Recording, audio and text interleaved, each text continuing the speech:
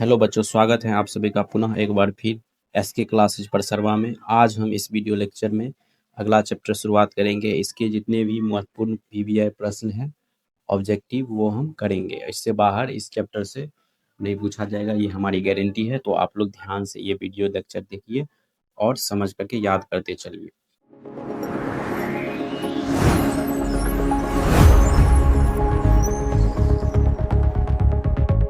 तो पहला प्रश्न है हम लोगों का,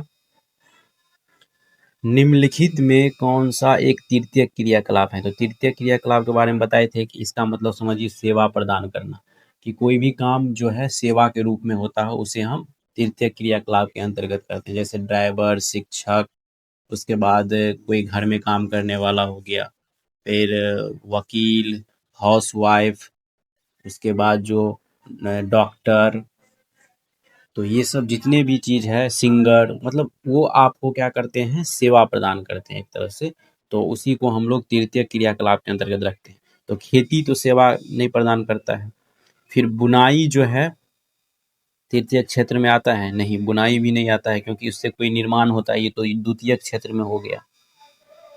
और खेती क्या हो गया? प्राथमिक क्षेत्र। प्राथमिक क्षेत्र। अब व्यापार जो है हम लोगों का क्या है, ये तृतीय क्षेत्र में आता है, क्योंकि ये जो है एक प्रकार के व्यापार, जैसे हम लोग दुकान भी करते हैं या कुछ भी व्यापार करते हैं तो एक तरह से सेवा करते हैं किसी भी व्यक्ति को या समाज को। तो उस सेवा के बदले हम लोग बेनिफिट अपना चाहते हैं, तो हम उससे सेवा से कुछ धन उपार्जन करना चाहते हैं सेवा करके, तो उसी को हम लोग सेवा क्षेत्र तृतीय क्रियाकलाप के अंतर्गत रखेंगे। तो व्यापार हमारा राइट आंसर। आखेट का मतलब होता है शिकार करना, तो शिकार जो है वो सेवा क्षेत्र के अंतर्गत नहीं आता है।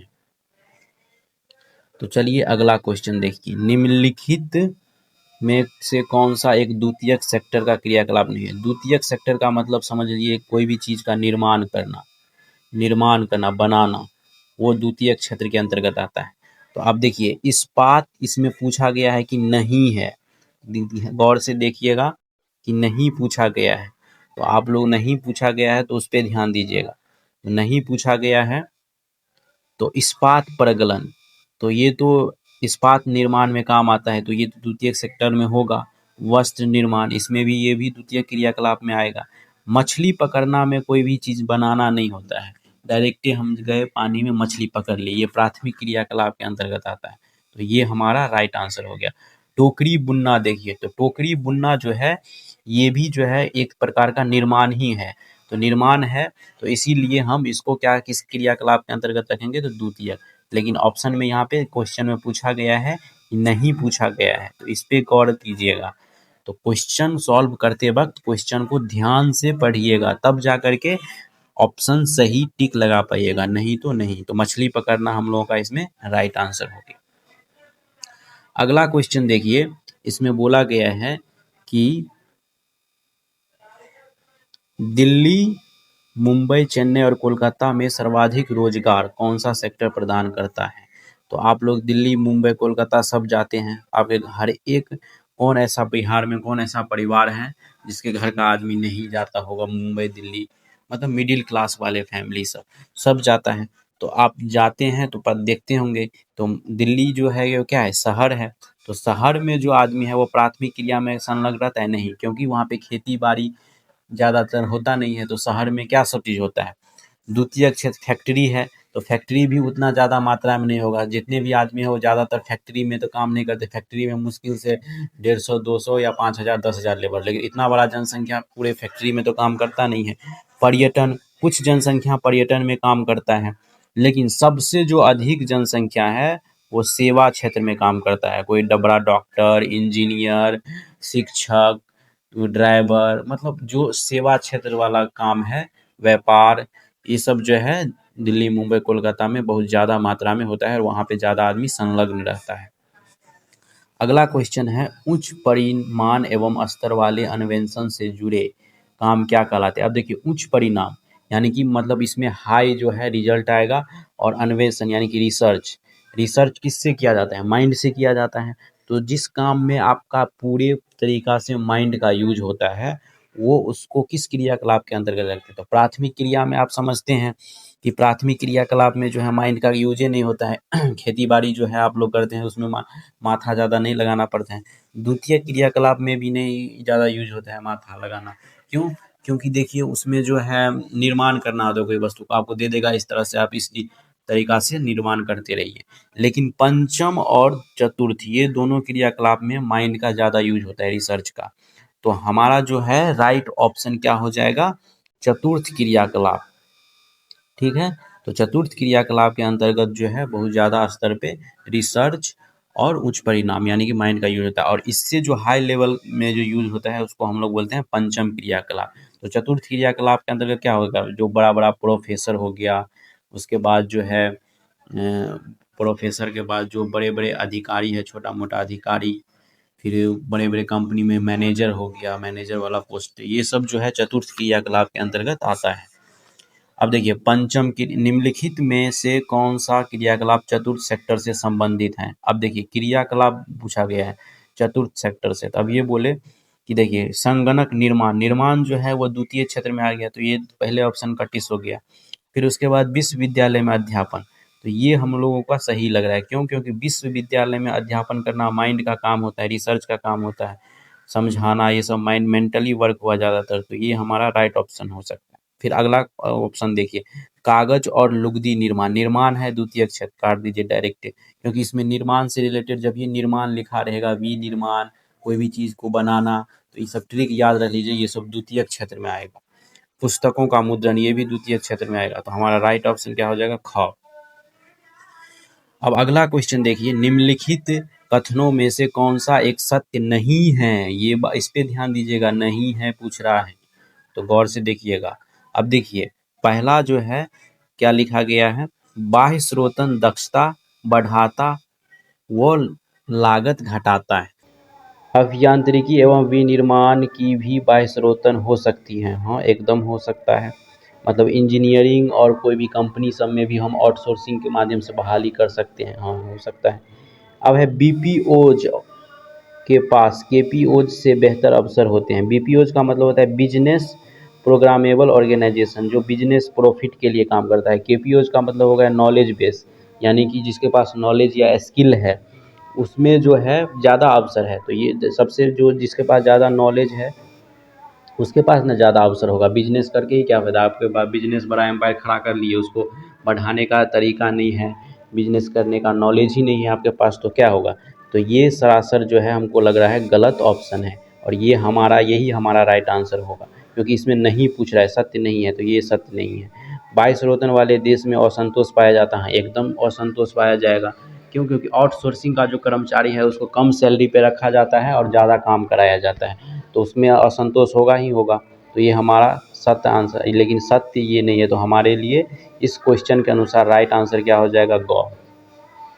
चलिए अगला क्वेश्चन देखते हैं। पर्यटन विश्व का सबसे बड़ा तीर्थीय क्रियाकलाप किस दृष्टि से माना गया है? पर्यटन का मतलब समझते हैं। पर्यटन मतलब होता है किसी जगह घूमने जाना, मतलब वहाँ वो जगह कोई भी किसी नाम से फेमस है। जैसे मान के चलिए हम जम्मू कश्मीर जाएंगे, तो कश्मीर को धरती का स्वर्ग बोला जाता है, भारत के धरती का स्वर्ग। तो आप जो है वहाँ पे इसी वजह से आदमी सब बहुत ज़्यादा वहाँ पे जाता है घूमने के लिए। मनाली हिमाचल प्रदेश जाता है, नैनीताल, ये सब घूमने का जगह है, पर्यटन स्थल, तो उसी को हम लोग बोलते हैं पर्यटन स्थल। तो ये किस तृतीय क्रियाकलाप से किस दृष्टि से माना गया है? तो कुल पंजीकृत रोजगार तथा कुल राजस्व की दृष्टि से, केवल जनसंख्या की दृष्टि से, केवल क्षेत्रफल की दृष्टि से, या केवल भाषा की दृष्टि से? अब देखिए आप कहीं पे घूमने जाते हैं तो किस वजह से घूमने जाते हैं? तो अब ये बताए कि कोई आकर्षक चीज़ दिखाएगा तब ना।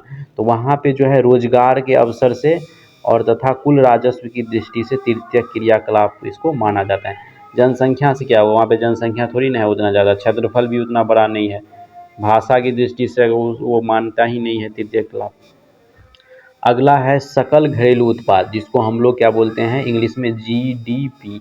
ये प्रत्येक साल जारी किया जाता है भारत सरकार द्वारा, क्योंकि उसमें भी जो है पूरे वस्तु का मूल्य निर्धारित होता है। इसी पे पता चलता है कि हमारा देश कितना आगे बढ़ा है, अमीर है या गरीब हुआ है, या क्या चीज़ हुआ है हमारा देश। ठीक है, तो ये आगे अगला जो नेक्स्ट क्लास में आप लोग जाइएगा तो उसमें डिटेल में पढ़िएगा ग्रेजुएशन सब में जीडीपी के बारे में।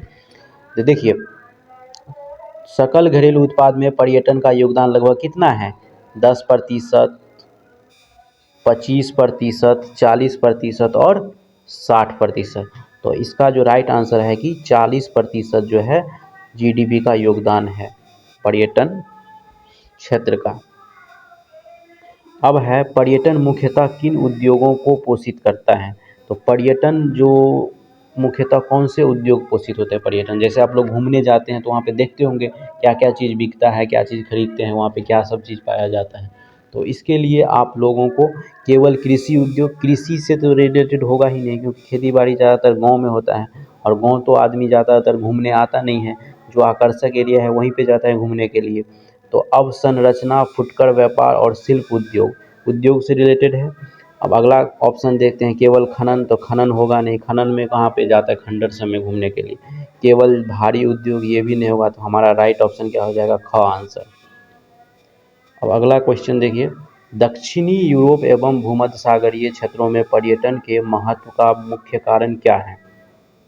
दक्षिणी यूरोप यानी कि यूरोप महादेश है और उसके जो दक्षिणी भाग हैं एवं भूमध्य सागरीय क्षेत्र यानी कि ये जो पृथ्वी है हमारा, बीच वाले भाग जो एक आभासी रेखा खींची गई है, इसको हम लोग बोलते हैं भूमध्य सागरीय रेखा या विषुवत रेखा भी बोलते हैं इसको हम लोग। भूमध्य सागरीय या विषुवत रेखा से इस एरिया में इसी को बोलते हैं, इस यहाँ का क्षेत्र। तो मैं पर्यटन के महत्व का मुख्य कारण क्या है? तो इस क्षेत्र में जो है देखिए, ठंडा प्रदेश तो ध्रुवीय प्रदेश में है, यहाँ पे भी ठंडा पाया जाता है और यहाँ पे तो ठंडी जलवायु में कोई आदमी रहना पसंद करता है, क्योंकि ठंडा प्रदेश में सब अपने घर में रहता है, बाहर घूमता फिरता नहीं है। तो यहाँ पे तो यही नहीं होगा, आप लोग जो है एकदम दिमाग से इसको कट कर सकते हैं। फिर उसके बाद उष्ण व धूपदार मौसम, हाँ तो धूपदार और उस मौसम में आदमी सब टहलना समझना ये सब पसंद करता है, घूमना फिरना। अब देखिए बर्फीली, ये भी नहीं हो रहा है, बर्फीली जगह पे कौन घूमता है, बस घूमता है लेकिन वहाँ पे रहना पसंद नहीं करता है। फिर रेगिस्तानी भूभाग, रेगिस्तानी भूभाग में वो उतना ज़्यादा व्यक्ति रहना पसंद नहीं करता है। तो हमारे लिए राइट ऑप्शन क्या हो जाएगा? ख, उष्ण एवं धूपदार मौसम। अगला क्वेश्चन देखिए, 2005 ईस्वी में संयुक्त राज्य अमेरिका से उपचार हेतु कितने रोगी भारत आए? आप समझिए, मतलब यूएस से यानी कि अमेरिका से भी जो है आदमी व्यक्ति सब इलाज करवाने के लिए भारत आता है। तो 2005 ईस्वी में का डाटा इसमें बोला गया है 2005 में। तो आप समझ सकते हैं 55,000 जो है वो 2005 में आया था किताब के अनुसार। अब है चिकित्सा उपचार को अंतर्राष्ट्रीय पर्यटन गतिविधि से जोड़ने को क्या कहा जाता है? देखिए यहाँ पे लिखा हुआ है पर्यटन और चिकित्सा है, तो अब स्वास्थ्य बीमा तो होगा नहीं, तो बीमा का मतलब होता है कि कोई भी चीज़ को क्या करना, आपको प्रोटेक्ट करना, जैसे नहीं होता लाइफ इंश्योरेंस जिसको बोलते हैं LIC, ये भी एक बीमा है। चिकित्सा पर्यटन हम लोगों का क्या हो जाएगा? राइट आंसर हो जाएगा, क्योंकि ऑप्शन सही है। अंकीय विभाजक कैसे होगा? बाह्य स्रोत आउटसोर्सिंग, इसमें तो कोई मतलब ही नहीं है इसका। अब है देखिए, तृतीयक क्रियाकलापों में मुख्यतः क्या सम्मिलित है? तृतीयक क्रियाकलाप के बारे में बोले थे, तृतीयक का मतलब होता है सेवा करना, सेवा वाला क्रियाकलाप। अब देखिए इसमें क्या सब है सेवा वाला क्रियाकलाप? मूर्त वस्तुओं का उत्पादन, उत्पादन का मतलब होता है निर्माण, निर्माण क्या हो गया? द्वितीय क्षेत्र में, ये तो डायरेक्ट आप लोग कर सकते, अब ये समझाए थे। सेवा का व्यावसायिक उत्पादन, ये कि देखिए इसमें सेवा लिखा हुआ है, ये होने का चांस है, तो इसमें डायरेक्ट आंसर टिक लगा दीजिए, यही होगा। क्यों? क्योंकि सेवा है, सेवा तृतीय क्रियाकलाप में सेवा। कच्चे माल का प्रसंस्करण, ये तो होगा नहीं, निर्माण के बारे में बता रहा है। खनिज उत्खनन, ये भी नहीं होगा क्योंकि ये प्राथमिक क्षेत्र में आता है। अब है देखिए, द्वितीयक और तृतीय क्रियाकलापों में मुख्य अंतर किस पर निर्भर करता है? मतलब द्वितीय क्रियाकलाप और तृतीय, द्वितीय का मतलब क्या होता है, अब ये समझाए थे, निर्माण, और तृतीय का मतलब क्या होता है? सेवा। तो ये एकदम याद कर लीजिएगा आप लोग, इसी से क्वेश्चन बनेगा। तो अब देखिए इसमें बोला गया है कि मुख्य अंतर पूछा गया है, तो कर्मियों की विशिष्ट कुशलता व अनुभव व ज्ञान पर या केवल पूंजी पर? तो केवल पूंजी पर तो इसका मुख्य अंतर होगा नहीं। केवल मशीनरी पर, मशीनरी पर कैसे अंतर किया करेंगे आप लोग? और केवल कच्चे माल पर, केवल सब वाला काट दीजिए, ये सब केवल है, ये पूरे कैंसिल आउट हो जाएगा। हमारा राइट ऑप्शन क्या हो जाएगा? कर्मियों की विशिष्ट कुशलता, अनुभव व ज्ञान पर। क्योंकि देखिए इसमें कर्मी दोनों चीज़ में यूज होता है, द्वितीय क्षेत्र में भी और तृतीय क्षेत्र में तो होता ही है। दोनों से, एक से सेवा होता है और एक से निर्माण किया जाता है। अब है सेवा सेक्टर के अंतर्गत निम्न में से क्या सम्मिलित है। सेवा सेक्टर को हम लोग क्या बोलते हैं, तृतीयक क्रियाकलाप। तो सम्मिलित नहीं है, क्या सम्मिलित नहीं है पूछ रहा है, इस पे ध्यान दीजिएगा। तो ऑप्शन देखिए, व्यापार और वाणिज्य, तो ये तो सम्मिलित है। परिवहन, ये भी सम्मिलित है। परिवहन का मतलब हुआ कि एक जगह से दूसरे जगह व्यक्ति को ले जाना, ढोना, जैसे हो गया बड़ा बड़ा ट्रक में बड़ा बड़ा बहुत ज़्यादा सामान भर के एक जगह से दूसरी जगह ले जाया जाता है, ठीक है। संचार और खनन, संचार भी होता है, ये भी एक सेवा है। मोबाइल फ़ोन में आप लोग जो है क्या करते हैं, जियो का नेटवर्क रहता है, उसमें रिचार्ज करवा करके नेट सर्फिंग करते हैं, तो ये भी तो एक तरह से सेवा ही हुआ। तो ये तीनों जो है वो सेवा क्षेत्र के अंतर्गत आता है। लेकिन इसमें पूछा गया नहीं कौन आता है, तो ये नहीं खनन आता है। क्यों? क्योंकि खनन जो है प्राथमिक क्षेत्र में आता है, प्राथमिक क्षेत्र में आता है, ठीक है। तो अगला क्वेश्चन देखिए, फुटकर व्यापार में सबसे पहले नवाचार लाने वाला समुदाय कौन था। फुटकर व्यापार मतलब क्या होगा, रिटेल व्यापार, जो थोक विक्रेता से अलग होता है। जैसे गांव घर में जो छोटा मोटा दुकान करता है, उसमें जो कस्टमर जाता है खाना खरीदने के लिए, उसको हम लोग बोलते हैं फुटकर व्यापार। तो ये श्रृंखला भंडार, उपभोक्ता सहकारी समुदाय, विभागीय भंडार या थोक विक्रेता। तो इसमें राइट ऑप्शन क्या हो जाएगा, उपभोक्ता। क्योंकि हम लोग कस्टमर हैं, कस्टमर जो है डायरेक्ट क्या होता है, फुटकर व्यापार से सामान खरीदता है, व्यापारी से सामान खरीदता है, दुकानदार से डायरेक्ट सामान खरीदता है। तो जो जहाँ पे हम लोग डायरेक्ट सामान खरीदने जाते हैं, जो कस्टमर है जो रिटेलर से डायरेक्ट सामान खरीदने जाता है, उसी को हम लोग फुटकर व्यापार बोलते हैं। थोक विक्रेता क्या होता है, थोक विक्रेता के पास फुटकर व्यापार आता है सामान खरीदने के लिए, तब जा कर के वो सामान क्या करते हैं, वो कस्टमर को देता है। तो ठीक है, हमारा राइट ऑप्शन क्या हो जाएगा, उपभोक्ता सहकारी समुदाय। अगला क्वेश्चन देखिए, थोक व्यापार का गठन प्रायः किसके द्वारा होता है। थोक व्यापार में क्या होता है कि जो फुटकर जो भंडार आदमी है, रिटेलर जो दुकानदार है, वो थोक विक्रेता से जा कर के क्या करता है, सामान निकालता है। और थोक विक्रेता कहाँ से सामान लाता है, जहाँ पे फैक्ट्री जो बनता है। इस तीनों के बीच में क्या होता है, एक बिचौलिया काम करता है, जिसको हम लोग गाँव घर में छोटा मोटा बोलचाल की भाषा में क्या करते हैं, दलाल भी बोलते हैं। अरे बहुत ही सारा नाम है उसका, बिचौलिया। लेकिन ये बिचौलिया ज़रूरी होता है इसमें काम में, हर एक काम में ज़रूरत है। शादी ब्याह करते हैं आप लोग, उसमें भी उसको बोलते हैं अगुआ, लेकिन वो भी वही, इसी को हम लोग बिचौलिया भी बोल सकते हैं। क्योंकि उसको शादी ब्याह करा रहा है, तो इसीलिए उसको हम लोग बोल देते हैं अगुआ, बड़ा अच्छे तरीके, अच्छा नाम दे करके। तो एक तरह से ये पुल का निर्माण करता है ये थोक व्यापार में। तो बिचौलिया सौदागरों और पूर्तिघरों द्वारा, उपभोक्ता द्वारा तो होगा नहीं, ये तो कस्टमर है, सरकार कैसे इसमें काम करेगी, कोई नहीं। अगला क्वेश्चन देखिए, परिवहन की मांग मुख्यतः किससे प्रभावित होती है। मौसम से। मौसम से परिवहन से क्या लेना देना है, हमारा जो है जनसंख्या ज़्यादा होना चाहिए, तब वहाँ पे ज़्यादा मांग होगा परिवहन का। जैसे एग्जाम्पल के रूप में देखिए, बाज़ार में जो है बहुत ज़्यादा जनसंख्या रहती है, तो वहाँ पे छोटा मोटा टोटो ऑटो सब चलने लगता है। लेकिन गांव में उतना ज़्यादा टोटो ऑटो सब नहीं चलता है। क्यों? क्योंकि वो ज़्यादातर कोई आदमी, बाज़ार का काम बहुत इक्का दुक्का होता है, हमेशा के लिए नहीं होता है। लेकिन बाज़ार में सब ऑफिस जाने आने के लिए बस एकदम हमेशा ये सब यूज करता है, तो परिवहन वहाँ पे ज़्यादा काम करता है। भाषा से इससे कोई लेना देना ही नहीं है। और धर्म ये कहाँ से आएगी, इससे तो लेना ही देना नहीं है धर्म से। अब देखिए, मानचित्र पर समान समय में पहुंचने वाले स्थानों क्या, देखिए समान लिखा हुआ है, तो समान का मतलब क्या होता है, समान। तो समकाल रेखा दिखिए, ये यहाँ पे ये आंसर समकाल रेखा, समभार रेखा नहीं होगा, समोच्च रेखा कैसे होगा, यमोत्तर तो होगा नहीं। तो सम समान से समकाल हो गया। अगला क्वेश्चन देखिए, एक विकसित जाल तंत्र में अनेक योजक होने का क्या अर्थ है। एक विकसित जाल तंत्र में अनेक योजक होने का क्या अर्थ है। तो स्थान और संबंध, स्थान सुसंबंध, स्थान दूरस्थ और स्थान पृथक। पृथक का मतलब होता है अलग अलग। तो इसका राइट ऑप्शन क्या हो जाएगा, टिक लगाइए। तो ये हमारा राइट ऑप्शन हो जाएगा, स्थान सुसंबंध। अब है, परिवहन के सभी रूपों को क्या कहा जाता है। तो परिवहन के सभी रूपों को क्या कहा जाता है, तो परिवहन से रिलेटेड है, तो ये एक सेवा क्षेत्र हुआ। तो व्यापारिक केंद्र इसको थोड़ी ना बोलेंगे, योजक भी नहीं बोलेंगे, नोड भी नहीं बोलेंगे। तो संचार पथ हमारा क्या हो जाएगा, राइट आंसर हो जाएगा।